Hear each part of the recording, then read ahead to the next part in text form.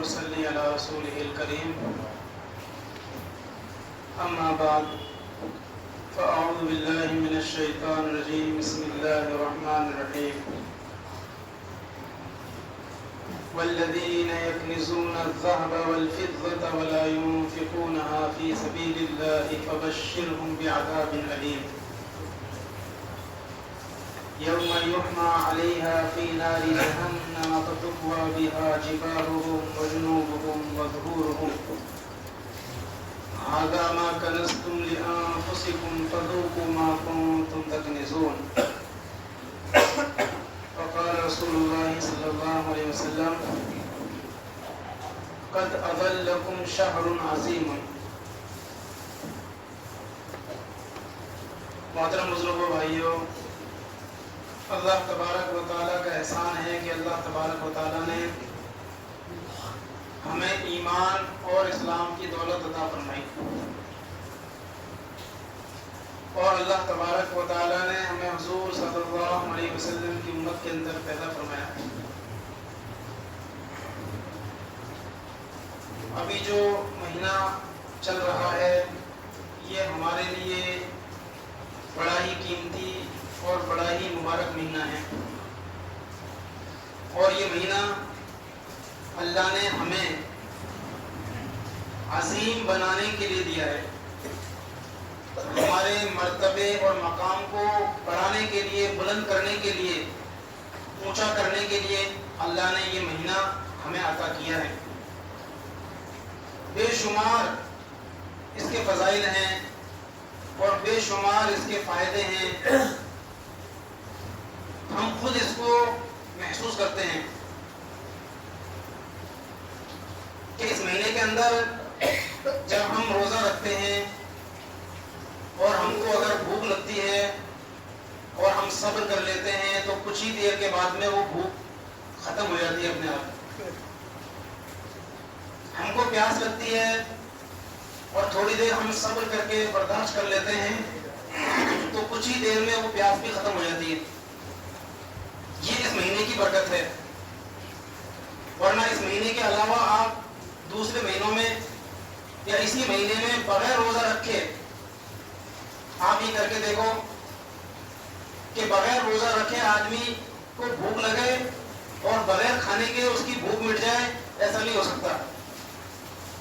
آدمی کو پیاس لگے اور بغیر پانی پیے اس کی پیاس بجھائے، ایسا نہیں ہو سکتا. لیکن یہ اس مہینے کی برکت ہے کہ بعض مرتبہ آدمی کو روزہ رکھ کر بہت سے ایسے مشکل کام کرنے پڑ جاتے ہیں بھاگ دوڑ کے، اور وہ دوپہر تک بالکل تھک جاتا ہے اور بھوک اور پیاس اس کو لگتی ہے، لیکن وہ تھوڑا سا برداشت کر کے صبر کرتا ہے تو اس کی بھوک بھی ختم ہو جاتی ہے اور اس کی پیاس بھی ختم ہو جاتی ہے. یہ بالکل طے شدہ بات ہے، ہر ایک آدمی نے اس کا تجربہ کیا ہوگا. تو یہ صرف اس مہینے کی برکت ہے. اس مہینے کو اللہ کے نبی صلی اللہ علیہ وسلم نے عظیم فرمایا.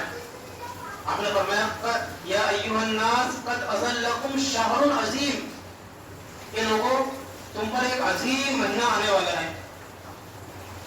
تو یہ مہینہ بھی عظیم ہے، بلند ہے، اور قرآن کریم کو بھی اللہ تعالیٰ نے عظیم فرمایا. 14 پارے میں اللہ نے فرمایا وَلَقَدْ آتَيْنَاكَ سَبْعًا مِنَ الْمَثَانِي وَالْقُرْآنِ الْعَظِيمِ، کہ ہم نے آپ کو قرآن عظیم دیا. تو قرآن بھی عظیم اور اللہ تعالیٰ خود عظیم. آیت الکرسی کے اندر ہے وَهُوَ الْعَلِيُّ الْعَظِيمُ، یعنی اللہ بڑا بلند ہے، بڑا اونچا مقام اور مرتبے والا ہے.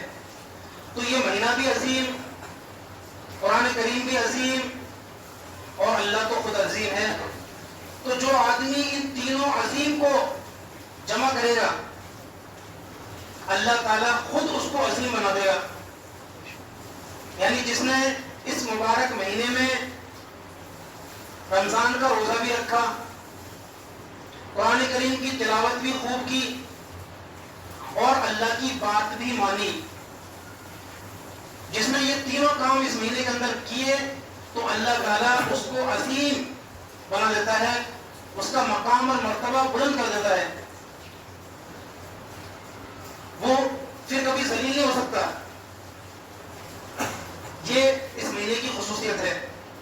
تو یہ مہینہ اللہ نے ہم کو دیا ہی اس لیے ہے تاکہ اللہ ہم ایمان والوں کے مقام اور مرتبے کو بلند کر دے, مقام اور مرتبے کو عظیم الشان بنا دے. اس لیے جس آدمی نے بھی یہ تینوں کام اس مہینے کے اندر کر لیے, اس کا عظیم اور مقام و مرتبہ بلند ہونا یہ بالکل طے شدہ ہے. اس میں کسی طرح کے کوئی شک اور شبے کی بالکل گنجائش نہیں ہے.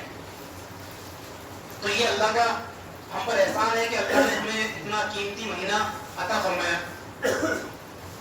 اس مہینے کے اندر بہت سے نیکی کے کام ہم کرتے ہیں اور ہر قسم کے گناہ سے اپنے آپ کو بچانے کی پوری کوشش کرتے ہیں. روزہ بھی رکھتے ہیں, تراویح بھی پڑھتے ہیں, قرآن کریم کی تلاوت بھی کرتے ہیں اور ذکر اذکار بھی کرتے ہیں, صدقہ و خیرات بھی کرتے ہیں, ایک دوسرے کے ساتھ ہمدردی خیر خواہی بھی کرتے ہیں. اسی مہینے کے اندر ہم عام طور پر زکوٰۃ بھی ادا کرتے ہیں. زکوٰۃ یہ بھی خود ہمارے فائدے کے لیے ہے. اور زکوٰۃ کسے کہتے ہیں یہ بھی انسان کو معلوم ہونا چاہیے. زکوٰۃ کہتے ہیں اللہ کی رضا کے لیے. یہ جو میں شرط بتا رہا ہوں یہ ساری شرطیں جس کے اندر پڑھی جائیں گی وہ زکوٰۃ کہلائے گی. ان میں سے اگر ایک بھی شرط چھوٹ گئی تو وہ چاہے کتنا ہی مال دے دو, ان میں سے ایک بھی شرط چھوٹ گئی تو وہ زکوٰۃ نہیں مانی جائے گی. وہ ویسے صدقہ و خیرات مانا جائے گا لیکن اس کو زکوٰۃ نہیں کہیں گے. تو زکوٰۃ کہتے ہیں اللہ کی رضا کے لیے, پہلی شرط تو یہ. دوسرے, اپنے مال کی ایک مقررہ مقدار جس کو ہم 40% کہتے ہیں یا 2.5% کہتے ہیں, تو اپنے مال کی ایک مقررہ مقدار کسی مستحق مسلمان کو, یعنی جس کو ہم دیں وہ مستحق بھی ہونا چاہیے اور وہ مسلمان بھی ہونا چاہیے. کسی مستحق مسلمان کو مالک بنا کر دے دینا, یعنی اس کے حوالے کر دینا, اس کے سپرد کر دینا. یہ ساری شرطیں اگر جس مال کے اندر پائی گئی تو سمجھو کہ وہ زکوٰۃ ہے, اور ان میں سے اگر ایک بھی شرط نہیں پائی گئی تو وہ زکوٰۃ نہیں مانی جائے گی. مثال کے طور پر کسی نے اللہ کو خوش کرنے کے لیے نہیں دی بلکہ دکھلاوے کے لیے دی تو زکوٰۃ نہیں مانی جائے گی. یا جتنی زکوٰۃ بن رہی ہے اتنی نہیں دی تو ابھی جو ہے زکوٰۃ نہیں مانی جائے گی. اس طریقے سے زکوٰۃ تو پوری دی لیکن جہاں دینے کا حق ہے وہاں نہیں دی, یا جس کو دی وہ مستحق بھی ہے لیکن اس کے اندر ایمان نہیں ہے تو بھی زکوٰۃ نہیں مانی جائے گی. تو یہ ساری شرطیں موجود ہونی چاہیے. زکوٰۃ دینے سے فائدہ کیا ہے, اس کی کیا فضیلت ہے, اس سے ہمیں کیا نفع ہے. بڑی فضیلت اس کی ہے. زکوٰۃ ادا کرنے سے آدمی کا مال محفوظ ہو جاتا ہے. عام طور پر تو دنیا کے اعتبار سے بھی وہ محفوظ ہو جاتا ہے, اور دنیا کے اعتبار سے نہیں تو آخرت کے اعتبار سے تو وہ محفوظ ہے ہی. یعنی ہم نے اپنے مال کی جو زکوٰۃ دے دی, 100 روپے میں سے مثال کے طور پر 2.5 روپے ہم نے دے دیے, 1 لاکھ میں سے 2.5 روپے دے دیے ہم نے, تو یہ 2.5 روپے ہمارے ہمیشہ کے لیے محفوظ ہو گئے جو ہم نے دے دیے. اس لیے کہ وہ ہم کو مرنے کے بعد میں اس کا نفع اور اس کا فائدہ ملنے والا ہے. تو یہ بالکل محفوظ ہو گئے, ان کو کسی طرح کا کوئی نقصان نہیں ہو سکتا. اور دنیاوی اعتبار سے بھی جو مال ہمارا بچا ہے, 1 لاکھ میں سے ہم نے 2.5 روپے دے دیے تو 2.5 تو محفوظ ہو ہی گئے. باقی جو بچے ہیں اللہ تعالیٰ اس کو بھی محفوظ رکھتا ہے, اس کی بھی حفاظت کرتا ہے. تو زکوٰۃ ادا کرنے سے مال کی حفاظت ہوتی ہے اور مال کی برائیوں اور فتنوں سے آدمی محفوظ ہو جاتا ہے. یعنی مال کے اندر بڑا فتنہ ہے اور مال کے اندر بڑی خرابیاں اور بڑی برائیاں ہیں, لیکن جس نے اپنے مال کی زکوٰۃ ادا کر دی تو زکوٰۃ ادا کرنے سے وہ آدمی اپنے اس مال کی برائیوں اور اس کی خرابیوں سے اور اس کی شرارتوں سے محفوظ ہو جاتا ہے. اس کے اندر جو شر ہے اس شر سے انسان محفوظ ہو جاتا ہے. تو یہ بھی فائدہ ہے.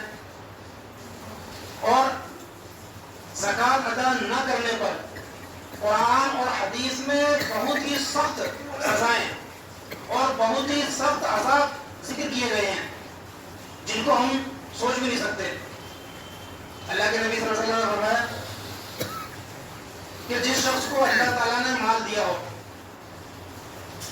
اور اس پر زکوٰۃ فرض ہو اور اس نے اپنے مال کی زکوٰۃ ادا نہیں کی تو قیامت کے دن یہ مال ایک بہت ہی زہریلے اور گنجے سانپ کی شکل میں اس کے سامنے آئے گا اور اس کی گردن سے لپٹ جائے گا اور اس کے جبڑوں کو نوچ نوچ کر یہ کہے گا کہ میں تیرا مال ہوں, میں تیرا جمع کیا ہوا مال ہوں جس کو تو نے دنیا میں جوڑ جوڑ کے رکھا. تو یہ بڑی سخت وعید ہے. قرآن کریم میں بھی اللہ تعالیٰ نے فرمایا والذین یکنزون الذهب والفضة ولا ينفقونها فی سبیل اللہ, کہ جو لوگ سونے اور چاندی کو جمع کر کے رکھتے ہیں, جوڑ جوڑ کے رکھتے ہیں اور اس کا زیور بنا کے رکھتے ہیں اور اس کو اللہ کے راستے میں خرچ نہیں کرتے. اللہ کے راستے میں خرچ کرنے سے مراد اس زیور میں, اس سونے چاندی میں جو زکوٰۃ بن رہی ہے وہ نہیں دیتے.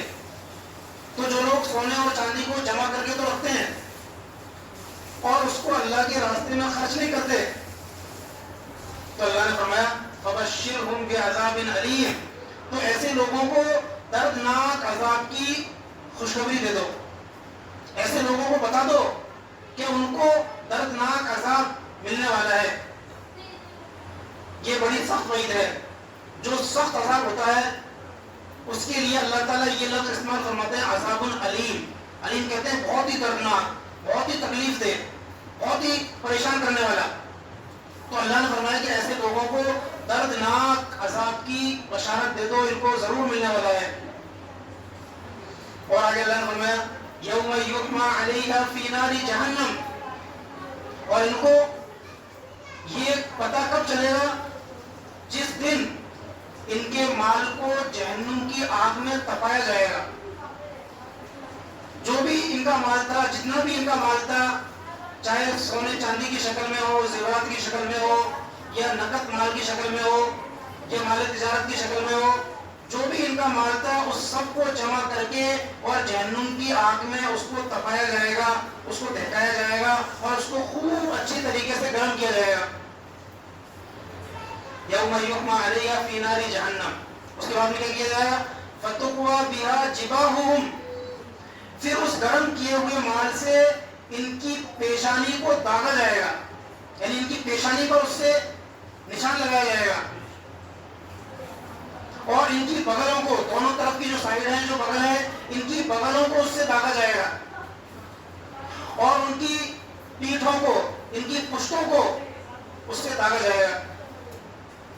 اور پھر کہا جائے گا اور اس وقت ان کو بتایا جائے گا اور ان کو یاد دلایا جائے گا. یہ سارے کام کر کے اللہ تعالیٰ کی طرف سے یہ اعلان ہوگا اور ان سے کہا جائے گا کہ ھذا ما کنزتم لانفسکم, یہ تمہارا وہی مال ہے جس کو تم نے اپنے لیے جوڑ جوڑ کے رکھا, جس کو تم نے اپنے لیے جمع کر کر کے رکھا. یہ وہی مال ہے جس کے ذریعے آج تم کو داغا جا رہا ہے. فذوقوا ما کنزتم, چکھو اپنے اس مال کا مزہ جس کو تم نے جمع کر کر کے رکھا ہے. تو اس لیے ہم سب پر اللہ نے زکوٰۃ فرض کی ہے اور ہم سب جو ہے عام طور پر صاحب نصاب ہیں, تو اس لیے ہم اپنے مال کی مکمل طور پر حساب لگا کے زکوٰۃ نکالیں. ایسا نہیں کہ اندازے سے جو ہے نکال دیا عام طور پر. اور بہت آسان ہے, آدمی کے پاس میں تھوڑا بہت سونا ہوتا ہے, تھوڑی بہت چاندی ہوتی ہے, کچھ نقد پیسے ہوتے ہیں اور اس کے علاوہ کچھ کوئی تجارتی سامان ہے, کوئی بیچنے کا کوئی سامان ہے, تو وہ ان چاروں چیزوں کو جوڑ کر سب کی قیمت لگا لو. ساری چیزوں کو جوڑ کر مثال کے طور پر کسی کی قیمت, ساری چیزوں کی قیمت ہو رہی ہے 1 لاکھ روپے, تو 1 لاکھ روپے میں اس کو صرف 2,500 روپے دینے ہیں. جس اللہ نے ہمیں 1 لاکھ روپے دیے, ہم سب جانتے ہیں کہ یہ دینے والا بھی اللہ ہے. اللہ کی مرضی کے بغیر, اللہ کے حکم کے بغیر ہم 1 روپیہ نہیں کما سکتے. اللہ نے ہمیں ہاتھ دیے ہیں، صحت دی ہے، تندرستی دی ہے، عقل دی ہے، دماغ دیا ہے، یہ ساری چیزیں اللہ نے دی ہے. اگر اللہ یہ چیزیں ہمیں نہیں دیتا تو ہم مال جمع نہیں کر سکتے، ہم مال 1 روپیہ نہیں کما سکتے. تو یہ دیا ہوا مال اللہ کا ہے، تو اس میں سے ہم کو کتنا سا دینا ہے. لیکن چونکہ جس کے پاس کم مال ہوتا ہے اور جس پر کم زکات بن رہی ہوتی ہے وہ تو خیر دے دیتا ہے، 2.5 سالوں کو دینا کوئی مشکل نہیں ہے. لیکن کسی کے پاس میں 1 کروڑ روپے ہوں تو 1 کروڑ میں چونکہ ایک بڑی رقم زکات کی ہوتی ہے، اب اس بڑی رقم کو دینے میں آدمی کی جان نکلتی ہے تو وہ عام طور پر نہیں دے پاتا. حالانکہ اس میں خود کا ہی فائدہ ہے کہ جس کو اللہ نے کم رقم دی ہے اس سے زکات بھی کم لے رہا ہے، اور جس کو اللہ نے زیادہ دیا تو دیا بھی تو ہے اللہ نے زیادہ. ایسا تو نہیں کہ دینے سے پہلے اللہ لے رہا ہو کہ دے گا تو اگلے سال اور زکات ابھی دو تم، بلکہ اللہ نے پہلے تم کو جتنا مال دیا اور اس مال پر پھر 1 سال کے بعد میں زکات فرض ہوتی ہے، اور وہ بھی ایک معمولی سا حصہ، لیکن اس کو بھی ہم نہیں دیتے.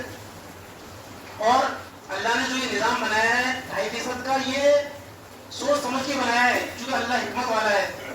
اللہ نے یہ نظام اس حساب سے بنایا ہے کہ ہر مسلمان اگر اپنی مال کی مکمل زکات دے دے گا تو پوری دنیا میں کوئی مسلمان غریب نہیں رہے گا. لیکن آج ہم دیکھتے ہیں کہ عام طور پر مسلمان ہی زیادہ غریب ہے، اور اس کی وجہ یہ ہے کہ جتنے بھی مالدار ہیں وہ اپنے مال کی مکمل زکات نہیں دے رہے. اس لیے ہمیں اس کا پورا خیال رکھنا ہے اور ہمیں اس کی پوری کوشش کرنی ہے کہ جس کی جتنی زکات بن رہی ہے وہ پوری